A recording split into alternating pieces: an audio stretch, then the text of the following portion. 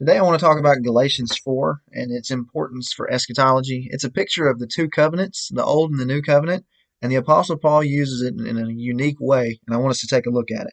In Galatians chapter 4, I'm going to begin in verse 21. A huge emphasis in the book of Galatians is that Paul is telling these Christians, why have you turned away so quickly from the true gospel? He says that there's only one gospel. It's the gospel of grace through Jesus Christ. And he proceeds to tell them, look, if you keep going back to the temple, if you go back to the law, if you want that plus Jesus, then you've forfeited Christ. You're severing yourself from Christ. Then the effect of Christ is of no value to you.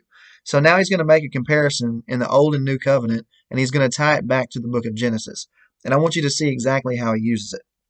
In Galatians 4, verse 21, Paul says, Tell me, you who desire to be under the law, do you not hear the law? For it is written that Abraham had two sons, one by a bondwoman, the other by a free woman.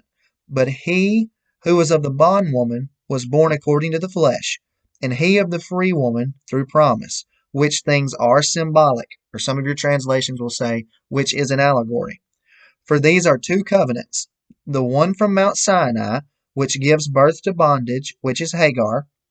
For this Hagar is Mount Sinai in Arabia, and corresponds to Jerusalem, which now is. Now is meaning the old covenant Israel, the temple still standing, and is in bondage with her children. But the Jerusalem above is free, which is the mother of us, the church, Christians, all. For it is written, Rejoice, O barren, you who do not bear, break forth and shout, you who are not in labor. For the desolate has many more children than she who has a husband. Now we, brethren, as Isaac was, are children of promise. But as he who was born according to the flesh then persecuted him who was born according to the Spirit, even so it is now. Nevertheless, what does the Scripture say? And this is from Genesis 21, and Sarah says this, Cast out the bondwoman and her son, for the son of the bondwoman shall not be heir with the son of the free woman. So then, brethren, we are not children of the bondwoman, but of the free. Now, I know that was a lot. Let me break it down for you. Hagar is the handmaid to Sarah. Remember that Abraham takes Hagar and has a son by her. Hagar's son is Ishmael, but Ishmael is not the promised son. God says, no, you're going to have a promised son through Sarah.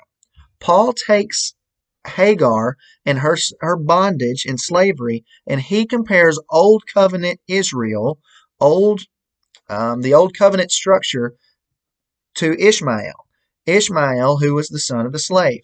Then he takes the new covenant in Jesus and compares it to the son of the promise. Jesus is the son of the promise, just like Isaac, who was born of Sarah. So he says you have two covenants. These are symbolic and an allegory. Now Ishmael was persecuting Isaac. Sarah says in Genesis 21, cast out Ishmael and Hagar. They're not going to inherit with the son of the promise, Isaac. And Paul says, we got to get this. Paul says, this is an allegory. This is the same thing we're seeing now, saying that the old covenant Israel was persecuting the true bride, the church, those who believe the son of promise, Jesus. What's going to happen is that the old covenant, the children of bondage, are going to be cast out. The old covenant is not going to inherit with the new covenant. And today, that's why there's not an old covenant structure that's on the scene, only new covenant worship in Jesus Christ. I hope you get that, because in my view, the book of Revelation is dealing exactly with that.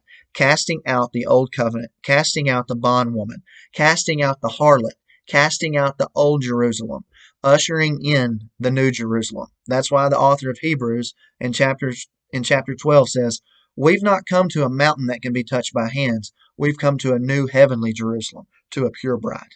I hope that helps you understand what Paul's talking about in Galatians 4, and I hope that helps you see the difference in the covenants. God bless, and have a great day.